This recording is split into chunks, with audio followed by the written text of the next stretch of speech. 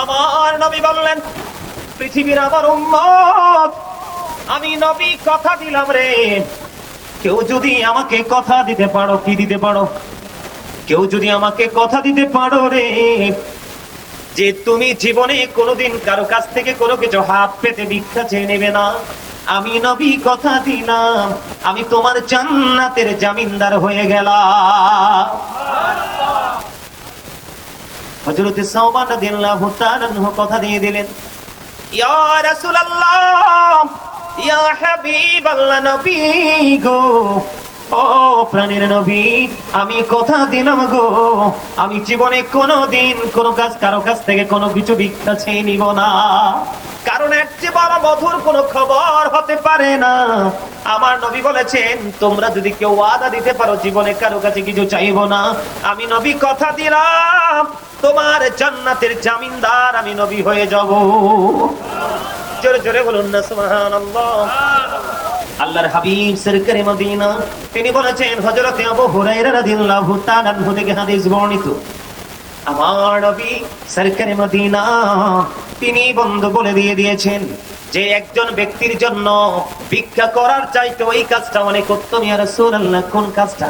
আমার নবী বললেন, তুমি হাতে রশি নিবা, হাতে রশি নিয়ে গাছ কাটার জন্য একটা কুড়াল হাতে নিবা, নিয়ে তুমি সোজা পাহাড়ে চলে যাবে, পাহাড়ে গিয়ে তুমি কাঠ কেটে কাঠগুলো বোঝাই করে তুমি নিয়ে আসবা, নিয়ে এগুলো বাজারে হাটে যে কোনো লোকের কাছে বিক্রি করে তোমার জন্য আহার জোগাড় করা, খাবার জোগাড় করা, নিত্য দিনের চাহিদা পূরণ করা তোমার জন্য অনেক অনেক বেশি উত্তম। একজন মানুষের কাছে ভিক্ষুকের মতো সাহায্য না আছে। জোরে জোরে বলুন না সুবহানাল্লাহ। বন্ধুরে আমার নবীজি দেখেন অত্যন্ত চমৎকার নিউজ গুলো দিয়েছেন আমাকে বন্ধু। আল্লাহর হাবিব সাল্লাল্লাহু রাদিয়াল্লাহু তাআলা আনহু বললেন, আমার কাছে সুঠামদেহী দুই যুবক এসে খবর দিল, খবর দিয়েছে নবীজি বিদায় হজের সময় তিনি যাকাত বন্টন করতেছিলেন, কি যাকাত বন্টন করতেছিলেন। এমন সময় দুইজন সুঠামদেহী লোক গেলেন নবীজির কাছে সাহায্যের জন্য। নবীজি তাদের চোখের দিকে, তাদের বডির দিকে তাকালেন।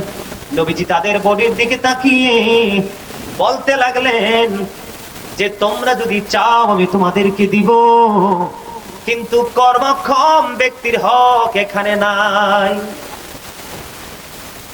আমার কথাটা আপনারা বোঝেননি?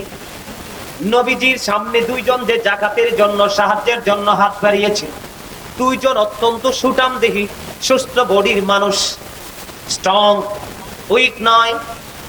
আমার নবীজি বললেন, তোমরা যদি চাও আমি তোমাদেরকে দিব, কিন্তু যারা কর্মক্ষম, কর্ম করার মতো দক্ষতা, তাদের সক্ষমতা আছে, তাদের জন্য এই যাকাতের মধ্যে কোনো হক নেই। জোরে জোরে আল্লাহু আকবার। বন্ধু, বর্তমানে ম্যাক্সিমাম যুবকের দল, ও বন্ধু, অন্যায়কারী, অপরাধে জালেম, সমাজের মানুষের উপর বন্ধু, সাধারণ মানুষের উপর জুলুম করে করে অর্থ উপার্জন করছে। তারা চাইলে তারা নিজেদের মতো করে নিজেদের একটা জগৎ তৈরি করতে পারে, কিন্তু তারা সেটা না করে অন্যায়কারী অপরাধীদেরকে সাপোর্ট দিয়ে দিয়ে তাদের কাছ থেকে ভিক্ষুকের মতো 500 টাকা 1000 টাকা চেয়ে নিয়ে তারা নিজেরাও অপরাধী হচ্ছে, অন্যকে অপরাধ করার জন্য আরো তাদের অনুপ্রেরণা বাড়িয়ে দিচ্ছে। ঠিক কিনা বলে? আল্লাহর হাবিব বলে দিয়েছেন, হাদিস শরীফ প্রমাণ করেছে, তুমি যদি জানো একজন মানুষ অপরাধী, কি তুমি যদি জানো একজন মানুষ অপরাধী, অপরাধ বলতে আমি সব ধরনের অপরাধের কথা বলবো, তুমি যদি জানো একজন মানুষ অপরাধী, একজন মানুষ অন্যায়কারী, জানার পরেও তুমি তোমার সুবিধার জন্য, স্বার্থের জন্য তুমি তাকে কি দিয়ে যাচ্ছ? সাপোর্ট দিয়ে যাচ্ছ, তাকে সমর্থন করে যাচ্ছ। আল্লাহর হাবিব বলেছে, সাবধান হও, এই জানার পরেও যিনি সাপোর্ট দিল তিনি যেন ইসলাম থেকে খারিজ হয়ে গেল। কারণ মুখ এবং হাত যেই কোনো দিক যদি কোনো মানুষের ক্ষতি করে, কোনো মুমিনের ক্ষতি করে, সে কখনোই মুমিন নয়, মুমিন নয়, মুমিন নয়। এটা আমার কথা নয়, এটা আপনার আমার প্রাণের নবীর কথা। আমি দেখেন, আমি সাহায্য মানুষকে কখন চাইতে বলেছে আমার নবী, আমাদেরকে কি শিক্ষা দিয়েছে আমি আপনাদেরকে একটু বলবো। তার আগে আমি আপনাদেরকে বলে নেই বন্ধু, টাকা পয়সা, বাড়ি গাড়ি, দম দৌলতে যারা বড় হয় এদেরকে নবীজি বড় বলেনি। আল্লাহর হাবিব বলেছেন, আল গিনা গিনান নাফস, প্রকৃত ধনী হলো আত্মার ধনী। যিনি অন্তরের ধনী, এর চেয়ে বড় ধনী কেউ হতে পারে না। এখন মানুষ দুনিয়ার ধনী, অর্থের ধনী যাকে তাকেই ধনী বলে। বন্ধুরে আমার, হযরতে কবিসা রাদিয়াল্লাহু তাআলা আনহু থেকে হাদিস খানা বর্ণিত। আমার নবীজির কাছে এসে একজন সাহায্য চাইলেন। সাহায্য চাওয়ার পরে আমার নবী বললেন, তুমি অপেক্ষা করো যাকাতের মাল আসা পর্যন্ত বা সদকার মাল আসা পর্যন্ত। তিনি অবস্থান করতে শুরু করলেন। অবস্থান করতে করতে এবার নবীজি উপদেশ দিলেন, 3 ব্যক্তি ছাড়ার কারো কাছে সাহায্য চাওয়া হালাল নয়, হারাম। এর মধ্যে প্রথম ব্যক্তি হলো বন্ধু, অনেক বেশি ঋণী হয়ে গেছে, অনেক বেশি ঋণী হয়ে গেছে। যতক্ষণ না পর্যন্ত তিনি ঋণ মুক্ত হতে না পারবে, ততক্ষণ পর্যন্ত তিনি কারো কাছে হাত পাতা তার জন্য বৈধ নয়। কথা কি বুঝতে পারছেন? মানে একজন মানুষ অনেক বেশি ঋণগ্রস্ত হয়ে গেছে, যতক্ষণ পর্যন্ত সে ঋণ পরিশোধ করতে না পারবে, ততক্ষণ পর্যন্ত সেই মানুষের কাছে হাত পাততে পারবে, এটা তার জন্য বৈধ। আরেকটা হলো, দ্বিতীয় কন্ডিশন হলো, আমাদের বাংলাদেশের মধ্যে বিভিন্ন সময় দুর্যোগ আসে কি আসে না? প্রতিকূল অবস্থা হয় কি হয় না? বন্ধুরে আমার নবী বলেছেন 2 নাম্বার হলো, যেমন ধরেন বন্যা এসেছে অথবা ঘূর্ণিঝড় এসেছে, ঘর বাড়ি সবকিছু চূর্ণ বিচূর্ণ করে দিয়েছে, অনেক বড় প্লাবন এসে সবকিছু বন্ধ তলিয়ে নিয়ে গেছে। এমন পরিস্থিতির মুখোমুখি যে ব্যক্তিটা দাঁড়িয়ে আছে, ওই ব্যক্তিটা আল্লাহ হাবিব বলেছেন সাহায্য চাইতে পারবে যতক্ষণ না পর্যন্ত সে ঘুরে না দাঁড়ায়। 3 নাম্বার হলো, আপনার আমার প্রাণের নবী বলেছেন একজন মানুষ এত বেশি গরিব হয়ে গেছে, সে নিজে গরিব বললে হবে না, কিনা?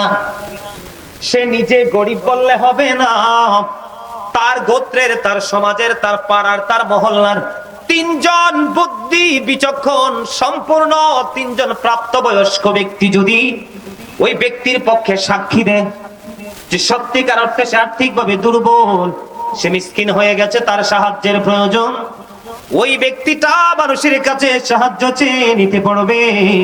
অন্যথায় বাকি সবার জন্য সাহায্য চেয়ে নেওয়া হারাম। ওমা নাউজুবিল্লাহ বলেন না কেন?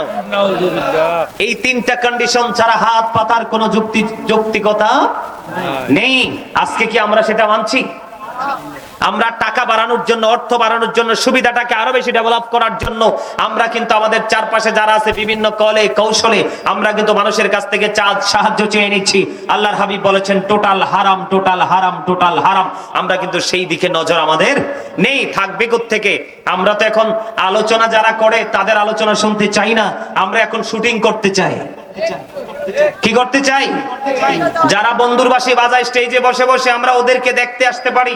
যারা সত্যিকার অর্থে কোরআন হাদিসের আলোচনা করবে, একজন মাদ্রাসার প্রিন্সিপাল, একজন মাদ্রাসার মুহাদ্দিস, এদের আলোচনা কিন্তু কেউ শুনতে চায় না। কারণ তাদের আলোচনাটাই হলো গান গর্ব আলোচনা, তাদের আলোচনা হলো টপিকস আকারে আলোচনা, তাদের আলোচনার মধ্যে আছে আপনার জীবনের প্রতিটা ধাপ কি কিভাবে অতিক্রম করবেন, সে অতিক্রম করার মতো সেই ইনস্ট্রাকশন। আমার কথা কি বুঝেন? আমি বিশেষ করে আজকে আমার সামনে যে মুরব্বীরা বসেছেন, আমার চাচারা, বাবার মতো যারা, আমি আপনাদেরকে বেশি পেয়ে খুশি। কারণ এই মুরব্বী মানুষগুলো পৃথিবীতে আছে বিদায়, বাংলাদেশে আছে বিদায় এখনো বাংলাদেশ আছে। আজকের এই মাহফিলকে সাক্ষী করে আমি বললাম, যেটা আমরা দেখতে পাচ্ছি, আমরা আলোচকরা যেটা দেখতে পাচ্ছি, এই নবীর প্রেমিক, আল্লাহ রাসূলের প্রেমিক মুরব্বী মানুষগুলো যারা, তারা যদি চলে যায় এই পৃথিবীকে বেশি দিন টিকিয়ে রাখা সম্ভব হবে? আমি চ্যালেঞ্জ করে বলতে পারি, আমার নবীজি যে আমাদেরকে যেই দিক নির্দেশনা দিয়ে গেছেন সেগুলো বাস্তবায়ন হয়ে গেছে। আমি আপনাদেরকে বলি, আপনারা আমার কথা রাগ করলে কিচ্ছু করার নাই, আই ডোন্ট কেয়ার। আমি যখন এসে প্যান্ডেলটাতে দেখলাম যুবকগুলো, কয়টা যুবকের মাথা টুপি দেখছেন বলেন তো? কথা বলেন, কয়টা যুবকের মাথা টুপি দেখছেন? আপনি আজকে মাহফিলে আসবেন, আলোচনা শুনতে আসছেন, কারণ আপনি তো আলোচনা শুনতে আসেননি, আপনি এসেছেন শুটিং করতে।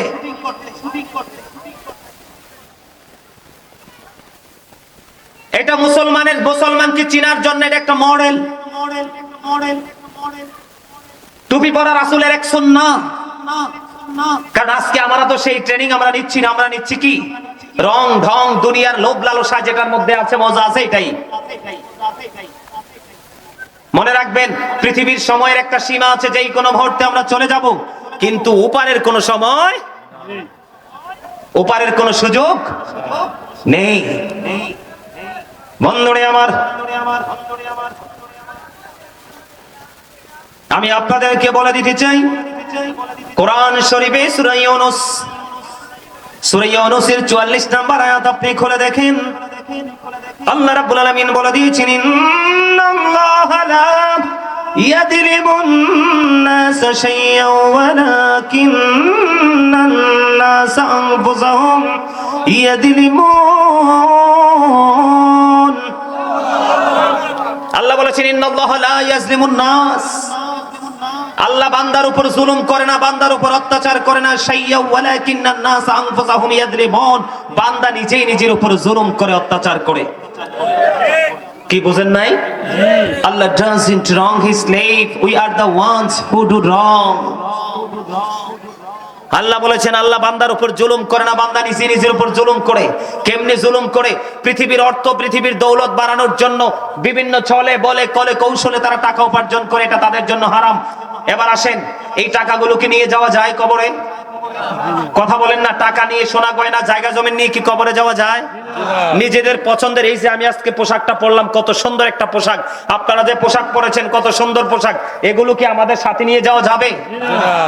নির্দিষ্ট ইসলামের বিধান অনুযায়ী যে কাপড়, সেটাই পরে আমাকে যেতে হবে। এই জন্য আল্লাহ রাব্বুল আলামিন অনেক জায়গায় বলেছেন, তবে আমি একটা জায়গা কোট করে বলছি। সূরা আলে ইমরানের 185 নম্বর আয়াতের শেষ অংশে আল্লাহ বলেছেন, ওয়ামাল হায়াতুদ দুনিয়া ইল্লা মাতাউল গুরুর, এই দুনিয়ার জীবনটা একটা ধোঁকা ছাড়া কিছুই না। এবার আসেন, আমি এখান থেকে আপনাদেরকে নিয়ে যাব কোরআন শরীফের 19 পারা সূরা শুআরার 88 নম্বর আয়াতে আল্লাহ বলেছেন, ইয়াউমা লা ইয়ানফাউ মালু ওয়ালা বানুন, আল্লাহ বলেছেন ধন সম্পদ সন্তান সন্ততি আপনার কিচ্ছু কাজে আসবে না। তবে কার জন্য করছেন? আরে ভাই, আপনি কার জন্য করছেন?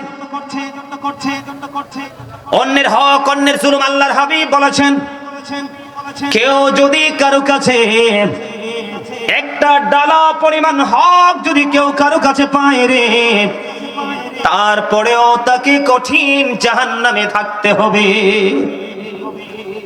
ডালা ডালা বুঝেন নাই?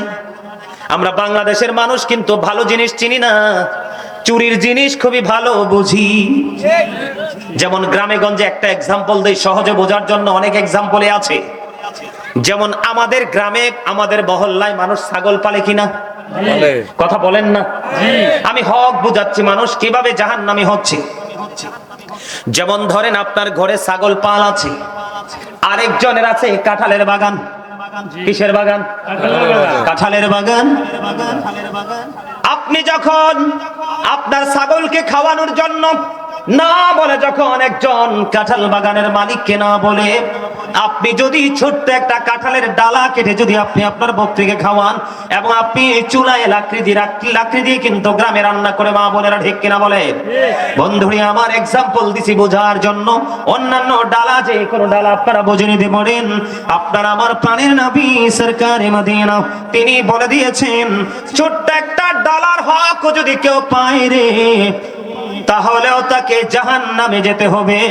বাঁচার কোনো সুযোগ নাই, মরার কোনো সুযোগ নাই, পালিয়ে যাওয়ারও কোনো সুযোগ নাই। কি ছোট্ট একটা ডালা। আর এখন বর্তমানে মানুষ কি ডালা নিয়ে নেয়? কথা বলেন না কেন? জোর করে জায়গা দখল করা তো এখন বর্তমান বড় লোকদের পেশাই হয়ে গেছে। যার হাতে মোটামুটি একটু ক্ষমতা আছে, গরিব মানুষ তাদের পছন্দ নয়, ঠিক কিনা বলে? গরিব মানুষ কি তাদের পছন্দ? আমার হাদিস শরীফের মধ্যে এসেছে, আমার দিকে তাকান, আল্লাহর হাবিব সরকারে মদিনা তিনি বলে দিয়েছেন, কেউ যদি কোনো মানুষের কাছ থেকে জোর করে 1 বিঘা পরিমাণ, কয় বিঘা?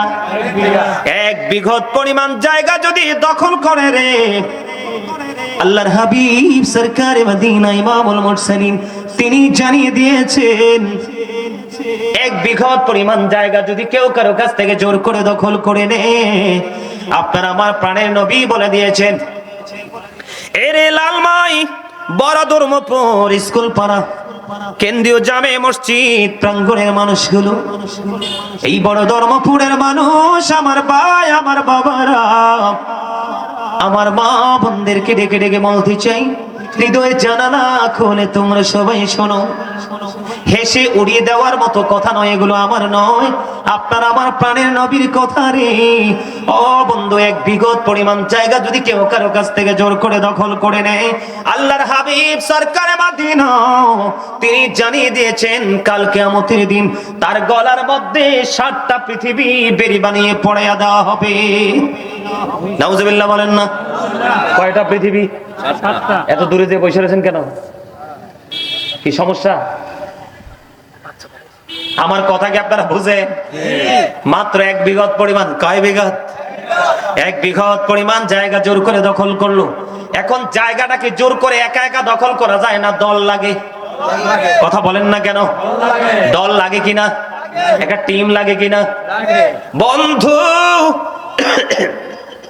যিনি দখল করলো, বুক দখল করলো, ওনার জন্য 7টা পৃথিবী আল্লাহ রাব্বুল আলামিন গোলাকার করে তার গলার মধ্যে বানায় পড়ায়া দিবে। ছোট্ট একটা মানুষ, বাংলাদেশের আয়তন কত সেটাই সে জানে না।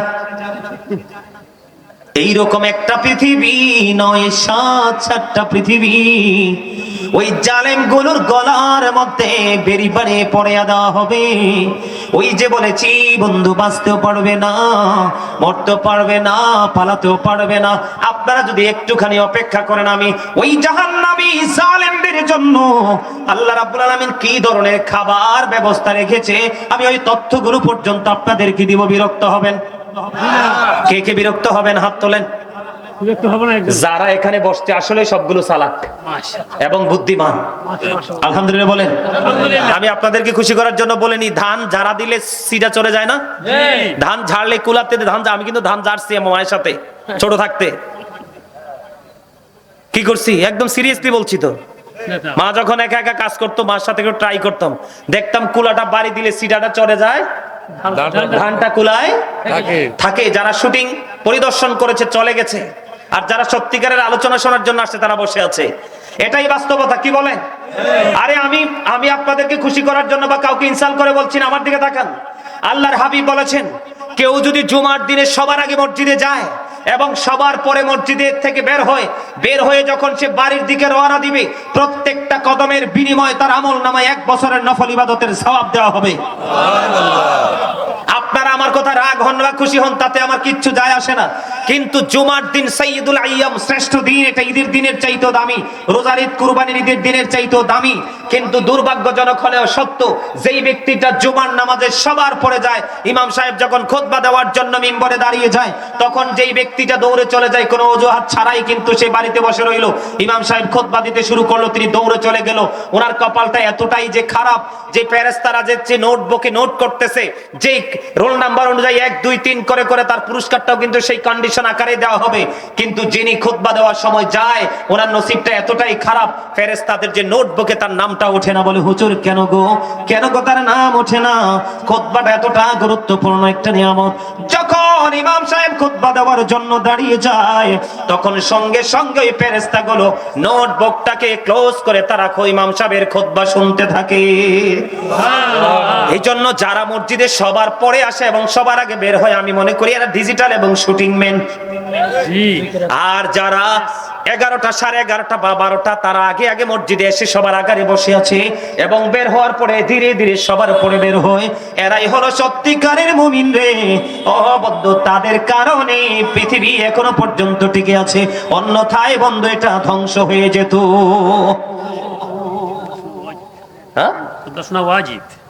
আমার কথা তার কাছে, আপনাদের কাছে ভালো লাগে না?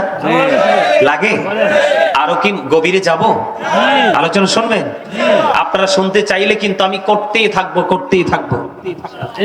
আমি জালেমদেরকে নিয়ে করোনা কালে একটা গজল লিখছিলাম, একটুখানি শুনবেন? গাইবেন? রাজি আছেন? জুলুম যারা করলা বন্ধু, হারাইলা দুকন, জনম জনম কি দিও তোমার হবে না মাসুল। একবার ভেবে দেখো না তোমার কোথায় ঠিকানা, একবার ভেবে দেখো না তোমার কোথায় ঠিকানা। এখনো তো আছো আছে সময়, এখনো তো আছে সময়, বুঝো তোমার ভুল। জনম জনম কে দিও তোমার হবে না মাসুল, বলেন জনম জনম কে দিও তোমার হবে না মাসুল। জোরে জোরে কোন মারহাবা, আর জোরে। বন্ধুরে আমার পুরোটা গাইবো না, কারণ আপনার একটু দুর্বল দুর্বল লাগে, সুর দিতে পারেন না। পারেন? বৃষ্টি যখন আসে বন্ধু শীতল মরুভূমি, তওবা করো ক্ষমা পাবি বলে গেলাম আমি। তোমার আসল ঠিকানা কোথায় সে তো জানো না, তোমার আসল ঠিকানা কোথায় সে তো জানো না। ক্ষমা যদি না পাও বন্ধু, ক্ষমা যদি না পাও বন্ধু, পাবে না তো কুল। জনম জনম কে দিও তোমার হবে না মাসুল, বলেন জনম জনম কে দিও তোমার হবে না মাসুল। জোরে জোরে কন্যা, ঠিক না বে ঠিক? বন্ধু বলতে চেয়েছিলাম, 1 বিঘা পরিমাণ জায়গা যখন জোর করে দখল করবে, 7টা পৃথিবী তার গলার মধ্যে বেরি বানিয়ে দেওয়া হবে। আপনারা দেখবেন, এক্সাম্পল স্বরূপ আমি আপনাদেরকে দেই, এই যে এখানে কয়টা কাপ আছে দেখেন, 6টা। কয়টা? কয়টা? এই যে ওখান থেকে এখানে এনেছে, হয়তো তার কাছে নাথিং মনে হইছে। কি মনে হইছে? যখন আপনি 1 ঘন্টা হাতে নিয়ে রাখবেন তখন কেমন লাগবে? এটা যদিও হয় 1 কেজি, এটা বেড়ে হবে কম পক্ষে 10 কেজি। কারণ রাখতে রাখতে রাখতে রাখতে আপনার হাতগুলো দুইটা দুর্বল হয়ে যাবে, ঠিক না বে ঠিক? আপনি দূর থেকে 1 কিলোমিটার দূর থেকে বাজার থেকে যখন একটা মাছ 2 কেজি কিনবেন, হাতে করে হাঁটতে থাকবেন, কিছু দূর হাঁটার পরে দেখবেন আঙ্গুলগুলোতে রেখা পড়ে যাবে। 1 কেজি বাড়তে বাড়তে এটা 5 কেজিতে রূপ নেবে। রে পৃথিবীর মুমিন, আমি আমার ভাই আমার বাবা সবাইকে ডেকে ডেকে বলছি, শুধু বড় ধর্মপুর নয়, বড় ধর্মপুরের মানুষগুলো ঘরে চলে গেছে, কিন্তু গোটা পৃথিবীর নবী প্রেমিকেরা ঘরে নাই। তারাই এই লাইভের মাধ্যমে আমেরিকা বলেন, লন্ডন বলেন, কারণ প্রত্যেক দিন আমার ওয়াজে আমেরিকা, লন্ডন, অস্ট্রেলিয়া বলেন, পৃথিবীর ম্যাক্সিমাম দেশ থেকে বন্ধু রাত জেগে জেগে মানুষগুলো বিদেশ থেকে বসে বসে লাইভ দেখে। কিন্তু দুর্ভাগ্যজনক হলেও সত্য, আজকে স্থায়ী মানুষগুলো চলে গেল শুটিং দেখে বাড়িতে, ঠিক না বে ঠিক? এটাই হলো কিয়ামতের আলামত। এবং নিজের উপর নিজের জুলুম, আল্লাহ বলেছেন আমি বান্দার উপর জুলুম করি না। কোরআন শরীফের 19 পারার কোরআন শরীফের সূরা ইউনূসের 44 নম্বর আয়াত খুলে দেখো, আল্লাহ বলেছেন বান্দা নিজের উপরে নিজে জুলুম করে। আল্লাহ বলেছেন যারা জুলুম করে, জালেম যারা, তাদের সম্পর্কে আল্লাহ ওয়াজ করেছেন ওয়াল্লাহু লা ইউহিব্বুজ জালিমিন। আল্লাহ বলেছেন জালেমদেরকে আল্লাহ ভালোবাসেন না। আল্লাহ বলেছেন ওমালিজ জালিমিনা মিন আনসার। আল্লাহ বলেছেন জালেমরা যখন বিপদে পড়বে আল্লাহ তাদের জন্য কোনো সাহায্যকারীও রাখে না। রে বড় ধর্মপুরের মানুষ, তোমাদের বিবেকের মধ্যে কি পচন ধরেছে? একটুখানি ধৈর্য ধরে কথাগুলো শোনার মতো ধৈর্য নেই? তোমরা কেন বোঝো না? আল্লাহ বলেছেন ইন্নাল্লাহা মা'আস সাবিরিন। আল্লাহ বলেছেন যারা ধৈর্য ধরে তাদের সাথে আছি আমি আল্লাহ। আমি কিন্তু আপনাদেরকে পেয়ে খুশি, কারণ আপনারাই সলিড। আমি আপনাদেরকে খুশি করার জন্য বলছি না। আপনারা অনলাইনে দেখবেন লক্ষ লক্ষ মানুষ।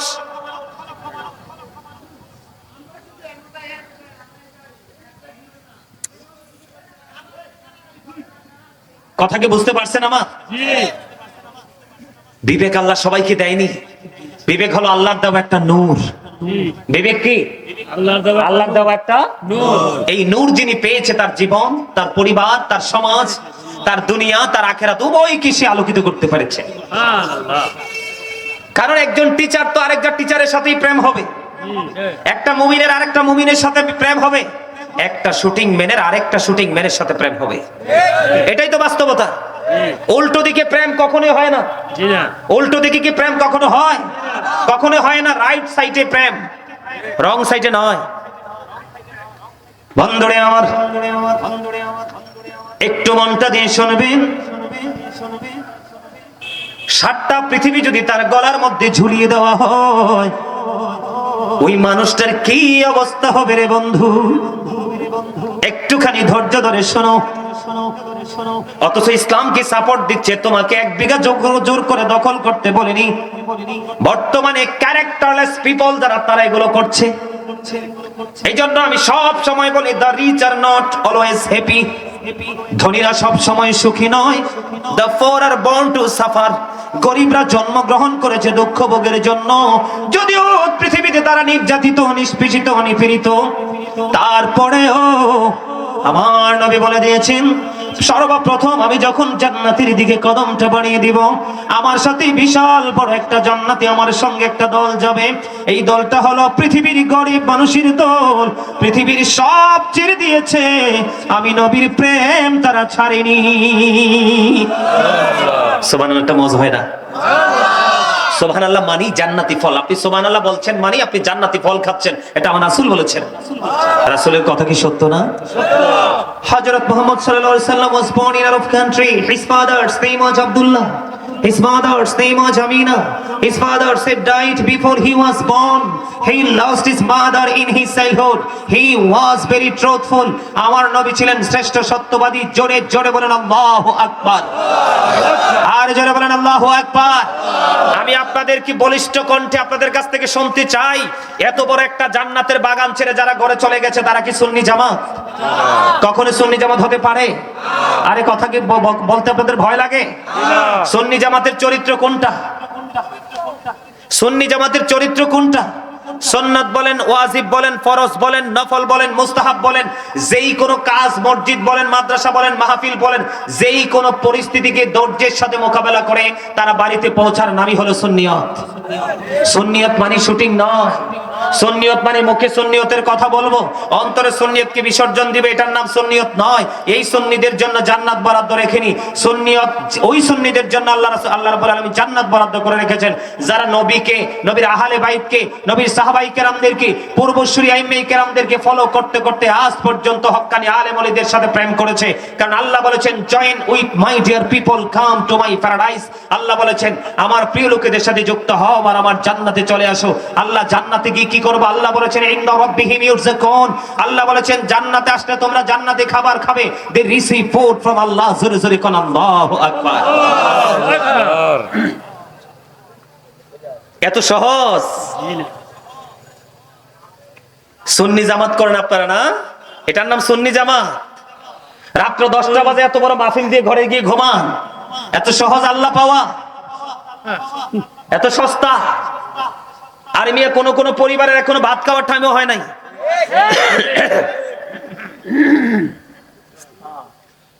আমার কথাগুলো একটু খাড়া খাড়াই, কারণ এখন মিষ্টি কথার দিন নাই তো। মিষ্টি মানুষ আসেনি মিষ্টি কথা কইতাম। সম্মানিত উপস্থিতি, এমন একজন নবীর উম্মত হয়েছি, তারপরে কপাল পড়েছে জাহান্নাম অপেক্ষায়। কেমন নবীর উম্মত?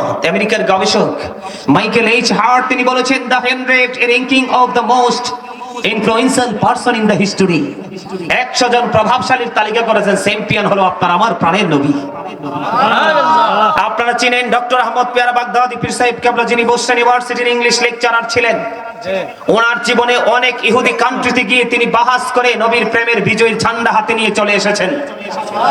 ডক্টর আহমদ পেয়ারা বাগদাদি ওনার লেখা কিতাবে তিনি বলেছেন, of all the great religious personalities of all prophet, Muhammad রাসূলুল্লাহ সাল্লাল্লাহু আলাইহি ওয়াসাল্লাম ওয়াজ দ্য মোস্ট সাকসেসফুল। জোরে জোরে কোন আল্লাহু আকবার। আরে আরো জোরে বলেন আল্লাহু আকবার।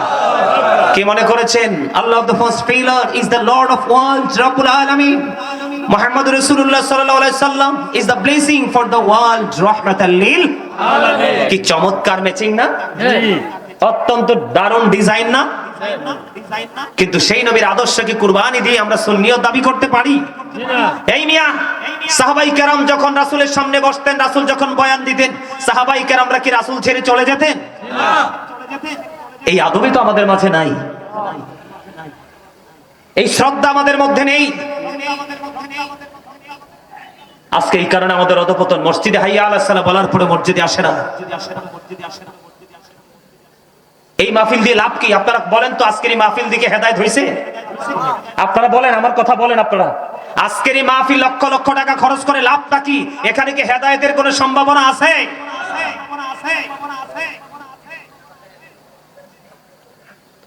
এগুলো কি জানেন? এগুলো হলো সুন্নিয়তের আকাশে কালো মেঘ। এইভাবে সুন্নিয়তকে বেশি দিন টিকিয়ে রাখা সম্ভব নয়।